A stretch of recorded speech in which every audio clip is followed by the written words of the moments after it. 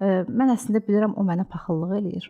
Mən əslində bilirəm məni gözü götürmür və yaxud mən bilirəm ona bir uğurumu danışdım, məni demotivə elədi. Deyirəm ki, onda niyə davam edirsən onunla? Yəni sənin motivasiyan nədir bu münasibət davam etməkdə də? Çünki mümkün deyil ki, səbəbsiz olsun. Deyir ki, nə bilim, bilmirəm. Deyirəm yaxşı fikirləş, yaxşı fikirləş. Dayanır.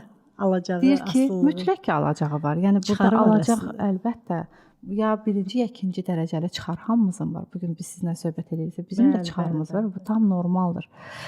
Sadəcə insan Niyə? başa düşməlidir niyə? Və çox zaman bunun altından Aydan xanım bilirsiniz nə çıxır? Mənim çox vaxt rast gəldiyim tək qalmaq qorxusu. Ətraf görsün ki, yanımda rəfiqəm var. Birdən çətinliyə düşərəm, yanımda rəfiqəm olsun. Məsləhət lazım olar, yanımda rəfiqəm olsun. Bu məsələlər.